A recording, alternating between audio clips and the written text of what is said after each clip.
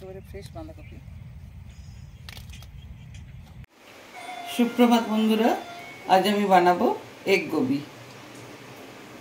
এখানে আমি egg Gobi বানানোর জন্য এখানে বাঁধাকপি নিয়েছি।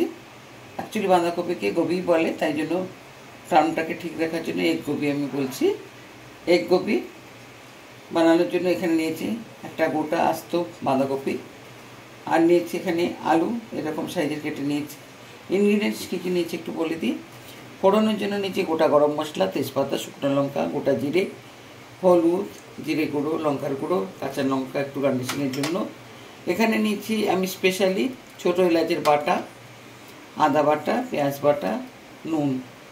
আর যেহেতু এগ গোবি বানাবো তার জন্য আমি এখানে দুটো ডিম নিয়েছি, ঘি আছে, চিনি আছে। এখানে আমি গরম মশলা গুঁড়ো ইউজ করব না, গোটা জিরে আর গোটা গরম মশলা, তার মধ্যে রয়েছে লবঙ্গ, দারচিনি আর ছোটো এলাচ।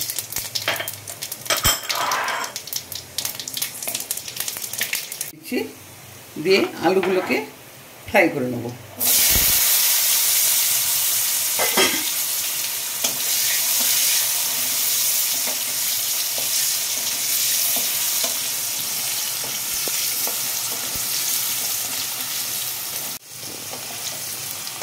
আলুগুলো আমার ভাজা হয়ে গেছে।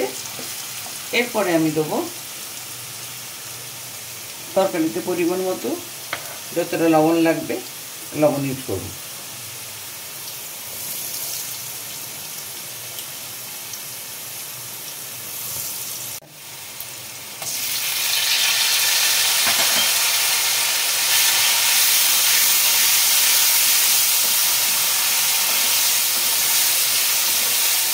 এটা এই যে এগ গোবি আমি বানাচ্ছি, এটা সম্পূর্ণ আমার নিজস্ব রেসিপি, আমি আমার মতো করে বানাচ্ছি। দেখবেন অবশ্যই ভালো লাগবে, একবার ট্রাই করবেন বাড়িতে। এরপরে দিচ্ছি আদা বাটা,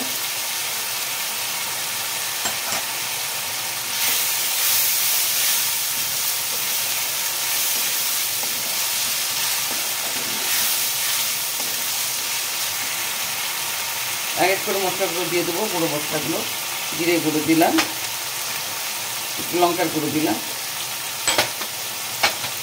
আর তরকারিতে যতটা পরিমাণ মতো হলুদ লাগবে ওটাও দিয়ে দিই।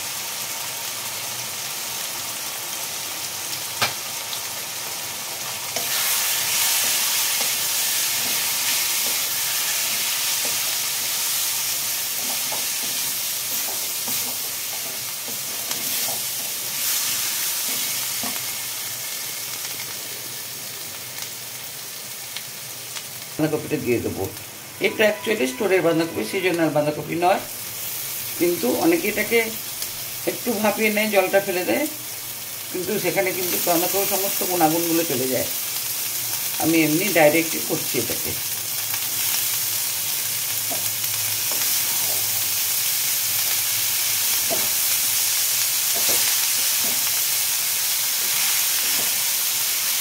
এই এবারে আমি কাঁচা লঙ্কা কয়েকটা দিয়ে দিচ্ছি।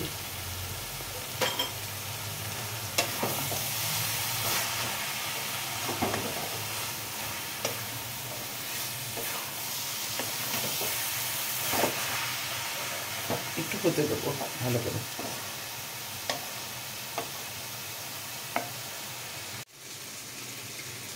এরপরে আমি দুটো ডিমকে ফাটিয়ে নেবো।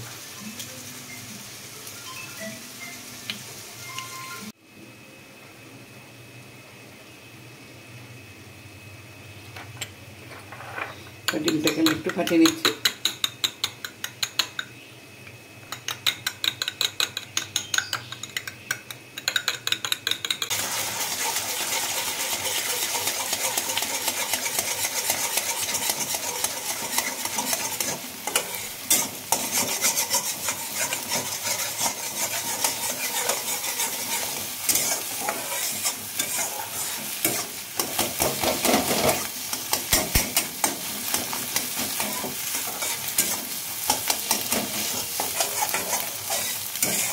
ডিমের ভিজিটা শুধু নুন দিয়েই বানালাম, অন্য কোনো মশলা দিলাম না। নলদিকে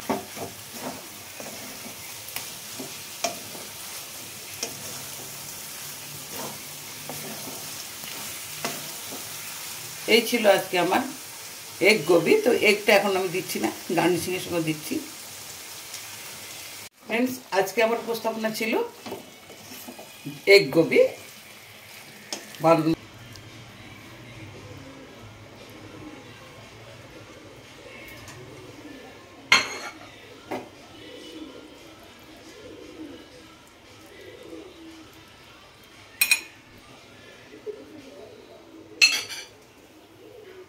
বন্ধুরা, আজ আমার উপস্থাপনা ছিল এগ গোবি।